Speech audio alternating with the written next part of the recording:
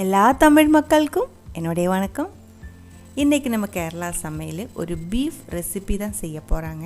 நிறைய ரிக்வஸ்ட் வந்துகிட்டே இருக்குது, பீஃபோட ரெசிபி போடுங்க அப்படின்னு சொல்லிட்டு. இது வரைக்கும் நம்ம சேனலில் ஒரே ஒரு ரெசிபி தான் நம்ம சேனல் ஸ்டார்ட் பண்ணுற டைமில் அப்லோட் பண்ணியிருந்தேன். இப்போ ரெண்டாவது ஒரு ரெசிபி நான் அப்லோட் பண்ணுறேன். வெஜிடேரியன்ஸ் மன்னிச்சுக்கோங்க, உங்களுக்காக இதே மெத்தடில் சோயா ரெசிபி நம்ம ஆல்ரெடி அப்லோட் பண்ணியிருக்கு. 1/2 கிலோ அளவுக்கு பீஃபு நல்லா கழுகி க்ளீன் பண்ணி எடுத்து வச்சுக்கோங்க. அதுக்குள்ளே சேர்க்க வேண்டிய ஐட்டம்ஸ் 2ஆக பிரித்து வச்சுருக்கு. இது பச்சையாக கட் பண்ணி பீஃபு கூட வேக வைக்கிறதுக்கு ஒரு பெரிய தக்காளி, 1/4 கப் அளவுக்கு சின்ன வெங்காயம், ஒரு பெரிய வெங்காயம், ஒரு பச்சை மிளகாய், 1.5 இன்ச்சு சைஸுக்கு இஞ்சி, ஒரு 10 பூண்டு. இது வதக்கி இதுக்குள்ளே ஆட் பண்ணுறதுக்கு ஒரு தக்காளி, ஒரு பச்சை மிளகாய், 2 பெரிய வெங்காயம், ரொம்ப சின்னதாக இருந்ததுனால 3 எடுத்துருக்கு, 1 இன்ச்சு சைஸுக்கு இஞ்சி, ஒரு 10 பூண்டு. குக்கரில் தான் வேக வைக்க போகிறாங்க. முதல்ல பீஃபு குக்கருக்குள்ளே போட்டுக்கோங்க. சின்ன பீஸாக கட் பண்ணிக்கோங்க. அதுக்குள்ளே நம்ம இதுக்குள்ளே சேர்க்குறது எல்லாமே சேர்த்திக்கோங்க. ஒரு பெரிய வெங்காயம் கட் பண்ணது, இடித்து போட்ட இஞ்சி பூண்டு, ஒரு பச்சை மிளகாய் உங்களுக்கு காரம் அதிகமாக வேணால் 2-3 கூடி சேர்த்துக்கலாம். ஒரு தக்காளியும் ஆட் பண்ணியிருக்கு. தக்காளி எடுக்கும்போது கொஞ்சம் புளிப்பாக இருக்கிறத எடுத்துக்கோங்க, இல்லைன்னா லைட்டாக இனிப்பு வர்றதுக்கு சான்ஸ் இருக்குது. சின்ன வெங்காயம் ஆட் பண்ணியிருக்கு, கருவேப்பிலை ஆட் பண்ணியிருக்கு, தேவையான அளவுக்கு உப்பும் போட்டிருக்கு, 1/2 டீஸ்பூன் அளவுக்கு மஞ்சத்தூள், 1/2 டீஸ்பூன் அளவுக்கு சில்லி பவுடர் நான் கம்மியாக தான் சேர்க்குறேன், 2.5 டீஸ்பூன் அளவுக்கு மல்லித்தூள், கூடவே 1 டீஸ்பூன் அளவுக்கு பெப்பர் பவுடர், குருமிளகாய் தூள் 1 டீஸ்பூன் அளவுக்கு, 1.5 டீஸ்பூன் அளவுக்கு கரம் மசாலா இவ்வளோ நம்ம இப்போ வேக வைக்கிறதுக்கு ஆட் பண்ணியிருக்கு. கூடவே 2 டேபிள் ஸ்பூன் அளவுக்கு தேங்காய் எண்ணெய், ஃப்ரெஷ்ஷாக இருக்கிற தேங்காய் எண்ணெய் தான் பீஃபுக்கு நல்ல டேஸ்ட்டு கொடுக்கும். ஆயிலோட இந்த தேங்காய் எண்ணெய் யூஸ் பண்ணுறது தான் நல்லாயிருக்கும். உங்களுக்கு இந்த ரெசிபி பார்க்கும்போது இதுக்கு முன்னாடி நான் ஒன்று செஞ்சுருந்தேன். ஆனால் அது நம்ம இதே மெத்தடில் இதே மசாலா இதே மாதிரி மிக்ஸ் பண்ணி சோயாவோட ரெசிபி ஒன்று பண்ணியிருந்தேன். சோயா மசாலா ட்ரை ஃப்ரைன்னு சொல்லிட்டு நிறைய பேர் ட்ரை பண்ணி பார்த்துட்டு ரொம்ப நல்லாயிருக்குன்னு சொல்லி நிறைய கமெண்ட்ஸ் வந்துடுச்சு. அதே மெத்தடில் தான் இப்போ நம்ம பீஃபும் செய்கிறோம். பாருங்கள், அதிலே நல்ல ஒரு டைம் குக்கரில் மிக்ஸ் பண்ணி எடுத்துருக்கு. தண்ணி எதுவுமே ஊற்ற வேண்டாம். அந்த பீஃப் இருக்கிற தண்ணியில் இது நல்லா வேகணும். 5 விசிலுக்கு அப்புறம் இப்போ நான் இதை ஓப்பன் பண்ணுறேன். பீஃப் முத்தினதாக இருந்து இன்னும் நிறைய டைம் ஆகும் வேகிறதுக்கு. அது நீங்கள் பார்த்துட்டு அதுக்கு தகுந்த மாதிரி வேக வச்சு எடுத்துக்கோங்க. நல்லா வெந்ததுக்கப்புறம் ஒரு டைம் இதே மாதிரி மிக்ஸ் பண்ணிக்கோங்க. அந்த வெங்காயம் தக்காளியில் நல்லா வெந்து திக்காக இருக்கிற ஒரு கிரேவியாக கிடைக்கட்டும். நல்லா மிக்ஸ் பண்ணி அங்கே ஓரமாக வச்சுருக்கு. அடுத்தது நம்ம வதக்கிடலாம். ஒரு பேன் சூடு பண்ணிக்கோங்க. 2 டேபிள் ஸ்பூன் அளவுக்கு தேங்காய் எண்ணெய் ஊற்றிருக்கு. எண்ணெய் சூடானதுக்கப்புறம் கொஞ்சம் கருவேப்பிலை ஆட் பண்ணிக்கோங்க.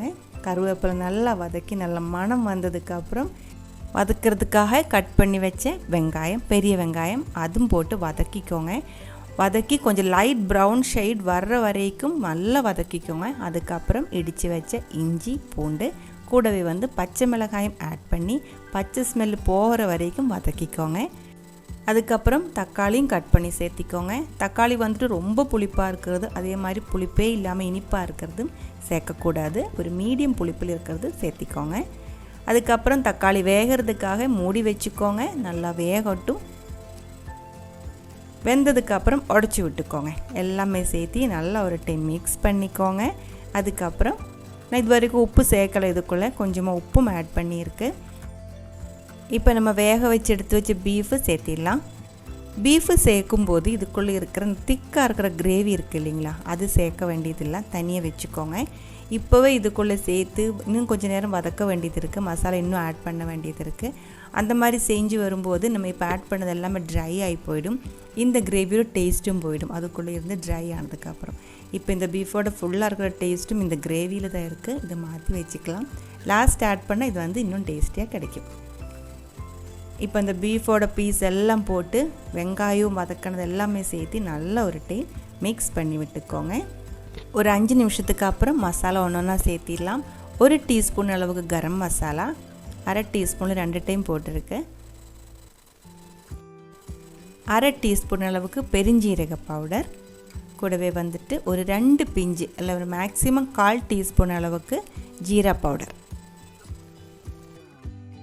இது மூணுமே சேர்த்து நல்லா மிக்ஸ் பண்ணதுக்கப்புறம் ஒரு 5 நிமிஷம் மூடி வச்சு வேக வச்சு எடுத்துக்கலாம்.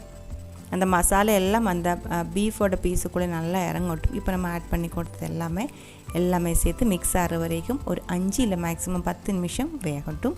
அதுக்கப்புறம் ஓப்பன் பண்ணி மறுபடியும் வதக்கிக்கோங்க. இப்போ இது ட்ரை ஆகிடுச்சு இல்லைங்களா? இப்போ வந்துட்டு நம்ம எடுத்து வச்சதில்லை அந்த மிச்சம் வந்த கிரேவி அது ஊற்றிடலாம். அது ஊற்றி மிக்ஸ் பண்ணிக்கோங்க. தீ வந்து கம்மி பண்ணி வச்சுக்கோங்க. இப்போ ஊற்றின அந்த கிரேவி வந்து ட்ரை ஆகி போகக்கூடாது. லாஸ்ட்டாக வந்துட்டு 2 டீஸ்பூன் அளவுக்கு பெப்பர் பவுடரோட டேஸ்ட்டு தான் இதில் நல்லா தெரியுது. பெப்பர் பவுடர் ஃப்ரெஷ்ஷாக நீங்கள் கிரைண்ட் பண்ணி இல்லை பவுடர் பண்ணி தான் போடுறேன் அப்படின்னா இந்த அளவுக்கு போதும். இல்லை மணமெல்லாம் போய் இப்போ பவுடராக வாங்குறதுக்கு இந்த அளவுக்கு ஃப்ரெஷ்ஷாக இருக்கிற டேஸ்ட் இருக்காது. அப்போ வந்து நீங்கள் டேஸ்ட்டு செக் பண்ணிவிட்டு தேவையான அளவுக்கு போட்டுக்கோங்க. பெப்பர் பவுடரும் ஆட் பண்ணதுக்கப்புறம் நல்லா மிக்ஸ் பண்ணிக்கோங்க. மூடி வச்சு வேக வைக்க வேண்டியதில்லை. இதுதான் ஃபைனல் ஸ்டேஜ், முடிஞ்சிருச்சு. பீஃப் பெப்பர் ரோஸ்ட் வந்து ரெடியாக இருக்குது. அவ்வளோதான். இது வந்து சாதத்துக்கு அதே மாதிரி சப்பாத்தி பரோட்டாக்கெல்லாம் மேட்ச் ஆகிற ஒரு சைட் டிஷ் தான். ட்ரை பண்ணி பாருங்கள். ட்ரை பண்ணி பார்த்ததுக்கப்புறம் உங்கள் கமெண்ட்ஸ் எல்லாம் சொல்லிவிடுங்க.